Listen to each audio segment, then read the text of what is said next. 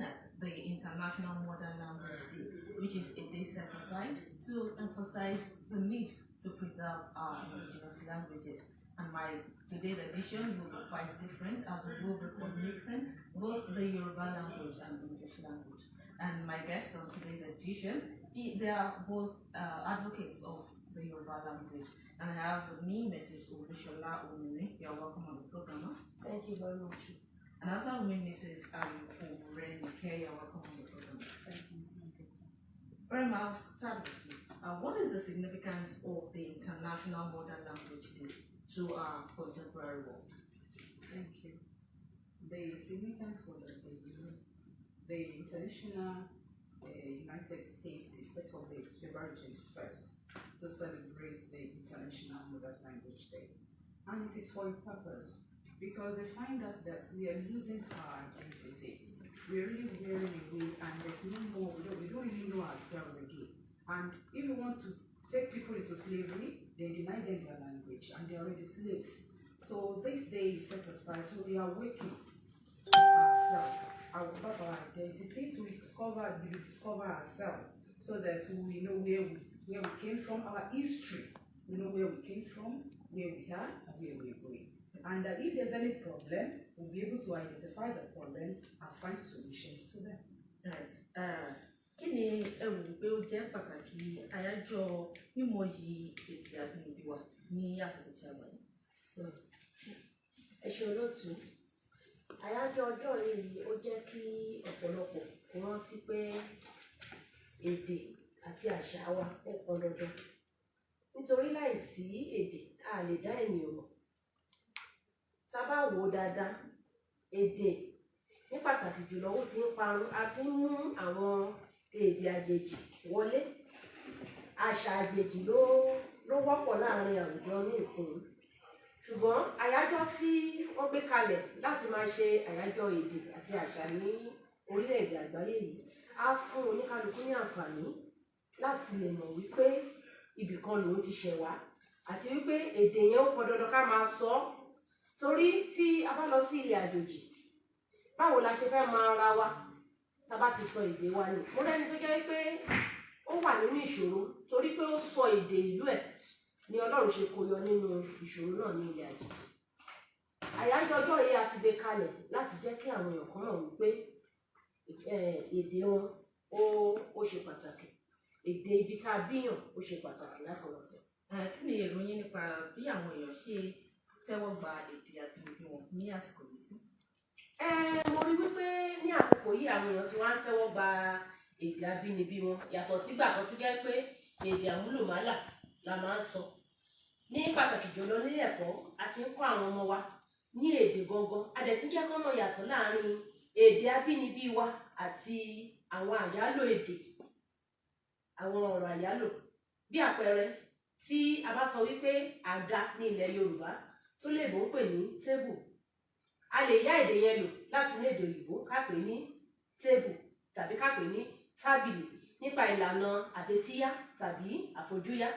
Ṣùgbọ́n a jẹ́ kí wọ́n mọ̀ wípé àga ní èdè yẹn ní ọ̀rọ̀ yẹn ní inú èdè Yorùbá. Ìdí ni tí àwọn ìjọba wa kọ́ gbìyànjú láti rí wípé wọ́n jẹ́ kí èdè yìí kó di sísọ, kó dẹ̀ di ṣíṣe ní gbogbo ilé ẹ̀kọ́, bóyá ilé ẹ̀kọ́ alákọ̀ọ́bẹ̀rẹ̀ ni o tàbí àwọn ilé ẹ̀kọ́ girama. Ká máa kọ́ kó jẹ́ èdè tó pọn dandan fún gbogbo akẹ́kọ̀ọ́. Eléyìí á túbọ̀ jẹ́ kí àwọn olùkọ́, àwọn akẹ́kọ̀ọ́ kí wọ́n gbọ́ èdè ìlú wọn dáadáa. Màá dẹ̀ tún rọ àwọn òbí wa náà kó máa sọ èdè Yorùbá fún àwọn ọmọ wọn nílé, torí láì sọ èdè Yorùbá fún ọmọ nílé, òbí kan tó jẹ́ pé kò tiẹ̀ gbóyìnbó dáadáa á máa sọ àmúlùmálà èdè fún ọmọ. Eléyìí kò ní jẹ́ kí ọmọ kó mọ èdè ẹ̀ sọ. Tá bá délé ìwé tó máa ń kọ́ èdè òyìnbó, ká fi èdè òyìnbó kọ́ wọn. Tó má dẹ̀ délé, kí àwọn òbí wọn kọ́ gbìyànjú láti máa sọ èdè Yorùbá fún wọn. As an education, she's earlier said parents should teach their children their local languages. But most parents believe that when you teach your child your local dialect, it's going to make the child not proficient enough in the English language. What is your take on this? Well, that is a wrong conception, and it is the earlier the better we correct that perception about it. One thing I know is that this English language that we're even speaking, we learn it. And we're good at it. So not to say our own local language. So one thing I know is that if we believe that we don't want our identity to be lost, we have to start teaching our children right from the home, then from the school. And you know, this don't speak vernacular has eroded so many of our languages. Because these children, they feel if when you speak in vernacular, you are need to pay maybe a sum of money, maybe 20 naira, 15 naira, and nobody wants to pay that kind of money. So they will still want to say the English that is correct or not. And thus, they are hampering the development and the growth of our own language, of our own local language. So as a school person, as somebody as an educationist, I believe that the school should make it a compulsory thing. Because I think in the olden days we have Yoruba language as one of compulsory subjects. At least you must offer one language. Either is Igbo, Hausa, Yoruba. But these days, it is no more the issue.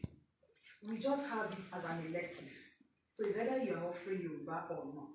So the children have a kind of hiding place. I know I offer Yoruba. So they just feel maybe Yoruba is old and it should not be celebrated. They feel English is the one that is being celebrated. When you can speak English, people clap for you. Yes, I love that English. I love the way you speak, your diction. So we are losing our identity gradually. So our mother language should be celebrated everywhere. And like my colleagues said, the impact is from every level. The home, the school, the society. Because like I said, when society continues to celebrate, you can speak good English, fine, they clap for you. And when you want to say, what is that kind of thing? Please speak good English. And it's like, so there's so many levels that needs to be touched if we really want to promote our mother language. All right. It's a general belief that our languages and our dialects are going into extinction. What is your take on this? Yes, like I said, they're going on extinction. In fact, if we are not careful, we may have this new generation coming without even learning how to speak the Yoruba, normal Yoruba, not to even talk about their dialects. You know, that this dialect is even local. Yes. We cannot even see them speaking Yoruba now. When they speak Yoruba, you continue to ask, where are you? From which tribe? Are you from this Egun? Are you Igbo outside? Because the way they mother the language, not able to talk about speaking the local one, their own bad original place. So if we are not careful, my sister, we may not have people speaking this language again. And before you know it, we start having all this and we lose our identity, we lose our value, we lose everything about us. And when we don't have an identity, we are slaves, like I said initially. We are just slaves. And so we need to encourage that if we don't want to go into extinction. All right, thank you very much. Man, tell us on by the Yoruba. I refer a Yoruba, a Ekiti, a Ondo, èdè Àkúrẹ́ àti bẹ́ẹ̀ bẹ́ẹ̀ lọ. Kí ni èrò yín? Ṣé ẹ lérò pé àwọn èèyàn sì fẹ́ máa sọ àwọn ẹ̀yà èdè Yorùbá yìí bí àwọn tó bá wá láti ìpínlẹ̀ Èkìtì? Ṣé mélòó nínú wọn ló máa lè sọ èdè Èkìtì gẹ́gẹ́ bí ọmọ Èkìtì pọ́nbélé? Ẹ ṣé olóòtú. Máa fi àkókò yìí rọ àwọn ọmọ wa. Ní pàtàkì jùlọ àwọn òbí wa. Tá bá wò irú àwa tá ti dàgbà tó yìí bá a gbọ́ èdè ìlú wa. Ṣùgbọ́n èdè ìlú yẹn a kì í sọ fún àwọn ọmọ wa kò dára rárá. Ó yẹ ká máa sọ èdè wa fún àwọn ọmọ wa nínú ilé kán mọ èdè abínibí wa ibi tá ti wá. Èdè Yorùbá tá ń sọ Yorùbá gbogbogbò òun ni. Yorùbá bí ó fẹ́ farajọ Yorùbá tí àwọn Ọ̀yọ́ sọ. Ó dẹ̀ fẹ́ farajọ ti Èkó. Ẹni pé tí ọmọ Èkìtì tó bá sọ èdè Èkìtì tó bá sọ Yorùbá gan, Èkìtì yẹn sì máa hàn nínú ohùn ẹ̀. Tí Oǹdó tó bá sọ Yorùbá, Èkìtì èdè Oǹdó ó máa hàn nínú ọ̀rọ̀ wọn. Fún ìdí eléyìí, omi ìlú yẹn la mú. A gbọ́dọ̀ lè sọ èdè tán bí wa mọ́. Mo sọ fún wa dẹ̀ tún tẹnu mọ́ wípé èdè tí a bíyàn mọ́ ó ṣe pàtàkì. Torí ọjọ́ téèyàn bá máa wà ní ilẹ̀ àjòjì tó jẹ́ wípé irú èdè yẹn ó lè jẹ́ kó pàdé ọmọ ìlú ẹ̀. Téèyàn bá lọ sí ilẹ̀ ibòmíràn, bóyá kúrò lẹ́yìn Adóbà, a lọ sí Èkó. tó bá ti sọ̀rọ̀ níbẹ̀ láti mọ̀ pé ọmọ Èkìtì lélẹ̀. Tára Ọ̀wọ̀ bá sọ̀rọ̀ wọ́n pé ọmọ Ọ̀wọ̀ nìyí. Tára Òǹdó bá sọ̀rọ̀ wọ́n pé Òǹdó lẹ́ni tiwa. Tọ́yọ̀ gan bá sọ̀rọ̀, mo bá arákùnrin kan pàdé lánàá bó ṣe sọ èdè Yorùbá náà ló sọ, ṣùgbọ́n mo ti mọ̀ pé Ọ̀yọ́ lẹ́ni yìí. Ó pọn dandan ká máa sọ èdè wa fún àwọn ọmọ wa, ká jẹ́ kán mọ èdè abínibí wa tó jẹ́ èdè àdúgbò. Èdè àdúgbò la máa ń pè é. Èdè abínibí kán jẹ́ kí a máa kọ́ àwọn ọmọ wa, kó má di pé àwọn ọmọ wa máa sọ pé irú èdè wo lẹ tún sọ. Ẹ jẹ́ kán mọ̀. Nígbà tí mi wà ní kékeré, èdè kan wà tí ó jẹ́ èdè àdúgbò ibi tá ti bí mi gangan. Èdè yẹn àwa ọmọ àmọ́, but àwọn òbí wa wọ́n máa ń sọ èdè yìí nínú ilé gidi. Tá bá dẹ̀ ti ń sọ, àwa fetí sílẹ̀, a máa gbọ́ tátàtà bọ́n ṣe ń sọ ọ̀rọ̀ yẹn. Tá bá dẹ̀ ń sọ̀rọ̀ yẹn léèní ìbá bí mo dé àdúgbò ibi tán ti bí wa gangan, tá bá sọ èdè yẹn mo sì gbọ́ torí pé àwọn òbí mi máa ń sọ sí ara wọn nínú ilé. Tá bá ṣe nípa àwọn èdè àdúgbò pé ẹ ṣe pé àwọn èèyàn máa ń wòye wípé ẹni tó bá ń sọ àwọn èdè àdúgbò yìí pé ará oko ni. Eléyìí ló wá mú kí púpọ̀ àwọn èèyàn má fẹ́ máa sọ èdè wọ̀nyí. Báwo lẹ ṣe rò pé a lè ṣe àtúnṣe àárín tìǹbù? Á wù mí kí ọ̀pọ̀lọpọ̀ èèyàn kan jẹ́ ká ṣe àtúnṣe, nítorí tán bá ní ká wò ó dáadáa nínú ẹ̀yà Yorùbá, àwa tá a wá ní àti agbègbè bíbà yìí, agbègbè Èkìtì, ojú máa ń tì wá láti sọ èdè ìlú wa. Kò yẹ kó rí bẹ́ẹ̀. Tá bá rí àwọn ará Òǹdó tán bá ti rí ara wọn ló ti máa gbọ́ kètì ìkẹ ó sàn wọ́n ti máa sọ èdè yẹn fún ara wọn. Wọ́n fi ń gbé àṣà wọn lárugẹ ni. Láì sọ èdè wa, a lè gbé àṣà Èkìtì lárugẹ. Ẹ jẹ́ ká máa sọ èdè wa. Nígbà tá bá ní káwọn ọmọ wa gangan jó ijó ìbílẹ̀, ijó pàlóńgò náà máa ń jó. Wọn ò mọ ijó yẹn. Irú ilé ìwé mi báyìí, nígbà tá à ń gbáradì fún ayẹyẹ ọjọ́ ìlú, ó ní láti sọ fún àwọn yẹn pé bá a ṣe ń jó ijó Èkìtì ó yàtọ̀, kì í ṣe pé wọ́n kàn máa yẹ ẹsẹ̀ sẹ́gbẹ̀ẹ́ yẹ ẹsẹ̀ rárá, pé ńṣe la máa ń ra ijó tá a rà mọ́lẹ̀ tá a dẹ̀ fi gbogbo bíbà yìí àti ẹ̀yìn wa gbogbo ara wa tá a máa fi jó ijó yẹn. Gbogbo kan wọ̀nyí ló fi yẹ kí ìjọba kán dákun kán bá wa jẹ́ kí èdè Yorùbá kó pọn dandan ní gbogbo ilé ẹ̀kọ́. Tán bá ti lè ṣe eléyìí fún wa àti kí àwọn olùkọ́ ká lè kọ́ wọn, kò ní ṣòro fún wa, á rọrùn, á dẹ̀ jẹ́ kí àwọn ọmọ náà kan gbọ́ èdè wọn. Nítorí pé ẹ̀ka kan wà nínú ìlànà iṣẹ́ kíkọ́ tó jẹ́ kó sọ nípa èdè àdúgbò, èdè Ọ̀yọ́, èdè Ẹ̀gbá àti oríṣiríṣi bẹ́ẹ̀.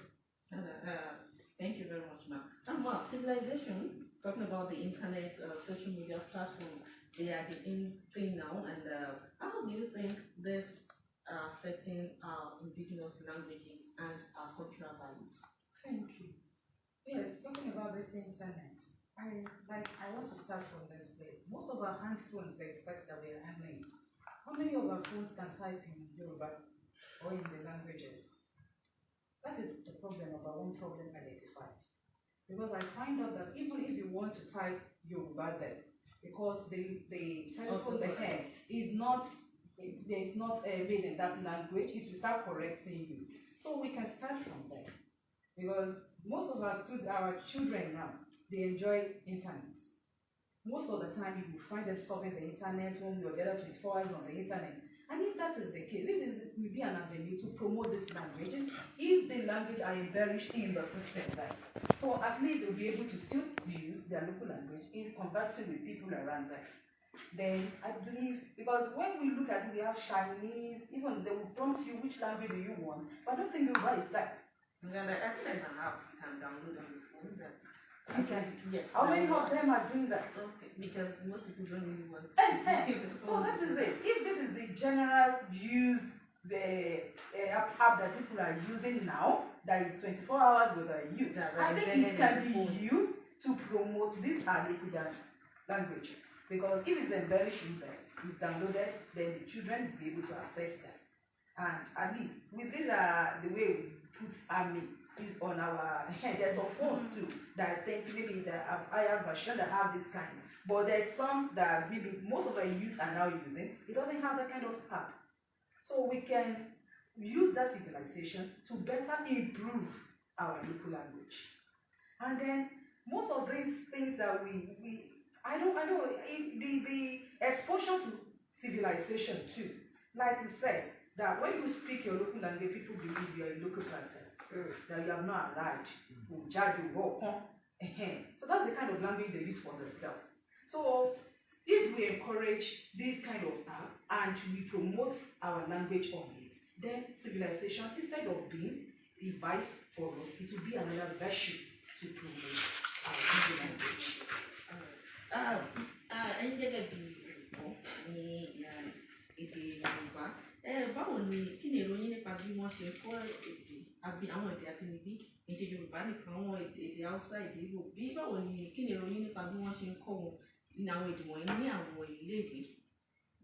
Ẹ ṣé olóòtú. Àwọn olùkọ́ wa ń gbìyànjú láti jẹ́ kí àwọn ọmọ wa kí wọ́n mọ àwọn kùnkùndùn èdè àti àṣà. Nínú èdè kíkọ́, a ní ẹ̀ka mẹ́ta. A ní àṣà, ìgbà tá a máa kọ́ àṣà. A ní àtikọ́ èdè àti literature. Àwọn olùkọ́ ń gbìyànjú takuntakun láti jẹ́ kí àwọn ọmọ yìí kọ́ mọ wípé òkè o nínú literature ìyẹn wà fún kíka àwọn ìwé ìtàn Yorùbá.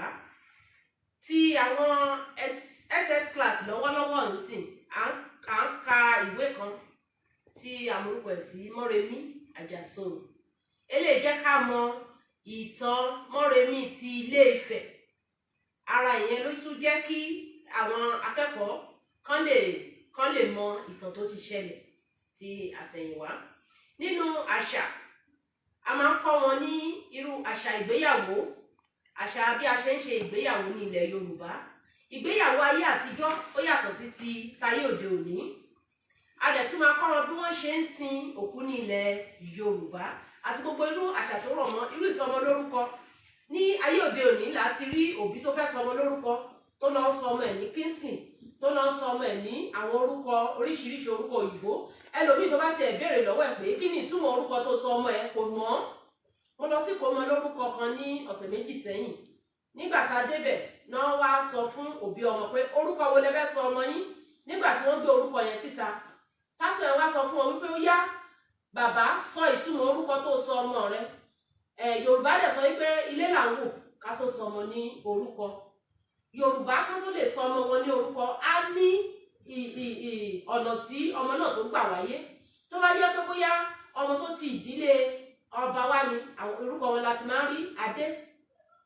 Tó bá jẹ́ pé ọmọ tí ó gbé olóbi kọ́rùn púpọ̀ ọdún kí níwọ̀n ẹ̀ gan ni wọn kì í ṣe àkíyèsí nísìnyí, ní pàtàkì jùlọ àwọn tó máa ń gbẹ̀bí. Láyé àtijọ́ àámọ̀ bóyá ṣe lọ́mọ yẹn ṣe ló dojú bolẹ̀ orúkọ tá a máa sọ ọmọ bọ́ẹ̀, tàbí ọmọ tó yẹ kó ṣe ló ń kígbe lóru nígbà tá a bí àmọ́ gbogbo nǹkan tá ọmọ tó bá gbé olóbi kọ́rùn á pe ọkùnrin lójó á pe obìnrin ní àìná. Ṣùgbọ́n láyé òde òní àwọn dókítà wa gan àtàwọn nọ́ọ̀sì wa wọn kì í fiyèsí kinní wọ̀nyí.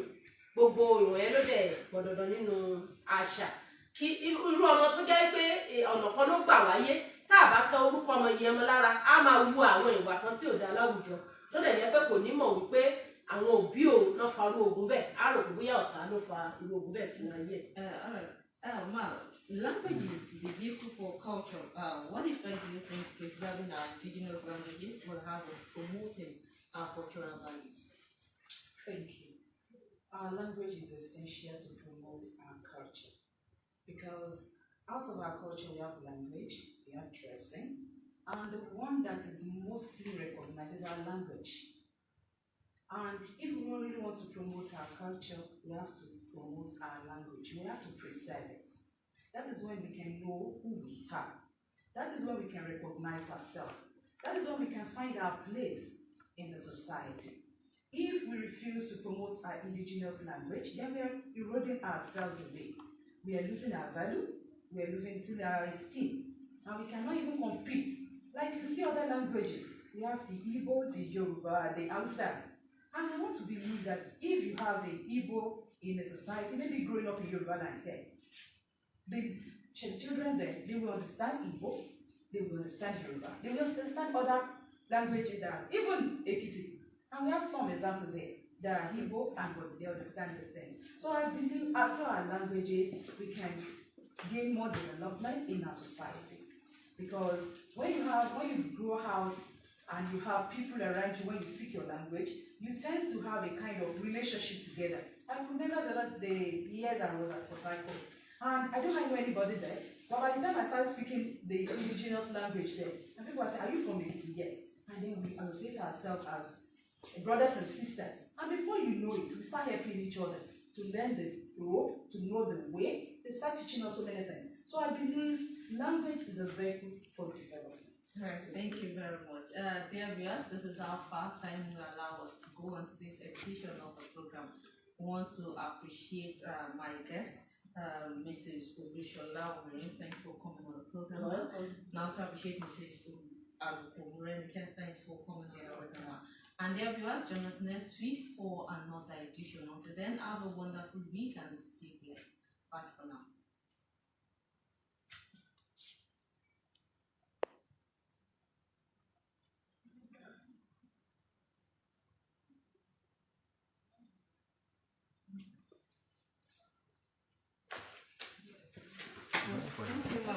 Thanks, Abby.